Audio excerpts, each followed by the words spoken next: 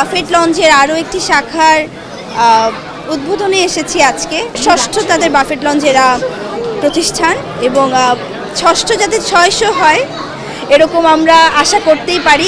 এই শুভেচ্ছা, এই অভিনন্দন তাদের জন্য রইল। এবং ষষ্ঠ হতে পারে, কিন্তু আমি এই নিয়ে 3টাই ওপেন করেছি, যেটা আমার জন্য অনেক বড় ব্যাপার। আমি বাফেট লঞ্চের মিরপুর আউটলেটটাও আমি ওপেন করেছি, যেটা মিরপুর 12-তে। আজকে বসুন্ধরা ব্রাঞ্চ যেটা অসম্ভব সুন্দর, আমার ঢোকার পরেই খুব বেশি ভালো লেগেছে।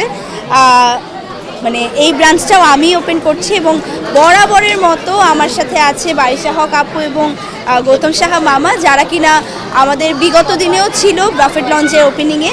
এবং আমি স্পেশাল থ্যাঙ্কস জানাই আমাদের ওনার সৈকত ভাইয়াকে এবং ভাবিকে, কারণ প্রতিবার বাফেট লঞ্চের একটা করে ব্রাঞ্চ তারা ওপেন করেন এবং কখনোই আসলে ভুলেন না আমার সাথে যোগাযোগ করতে। সবার আগে ফোনটা আমাকেই দেয়, এটার জন্য তাদের কাছে আমি অনেক আন্তরিকভাবে কৃতজ্ঞ জানাই। আর বাফেট লঞ্চের সবসময় অনেক শুভকামনা আশা করি, এবং বাফেট লঞ্চের যত আরও সিস্টার কনসার্ন আছে, যত আরও সাব রেস্টুরেন্টস আছে, সবগুলোর জন্যই আমি অনেক শুভকামনা জানাই। আমার খুব ভালো লাগছে, কারণ বাফেট লাউঞ্জ আমাদের বাংলাদেশে এটা ষষ্ঠ শাখা। সো যেহেতু ওরা খুব ভালো করছে, দ্যাটস ওয়াই কিন্তু আরও অনেক শাখা ওরা করতে পারছে। আপনারা জানেন যে বর্তমানে আমাদের বাংলাদেশে একটু অস্থিতিশীল পরিস্থিতির কারণে কিন্তু অনেক বিজনেস এখন বন্ধ হয়ে যাচ্ছে।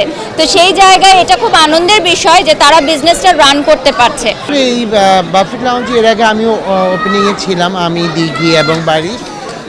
থ্যাঙ্কস টু ভাইয়াকে, যে ভাইয়া আজকেও আমাদেরকে এই আমন্ত্রণটা জানিয়েছে। এই আমার ভালো লাগার জায়গা, যে জায়গাটাতে এসেছি, যেহেতু মনে হচ্ছে অনেক মানুষ, খুবই ভালো লাগছে। বাফেট লাউঞ্জ আসলে এই কথা বলতে গেলে সেই প্রিভিয়াস 2020 থেকে স্টার্ট করতে হয়।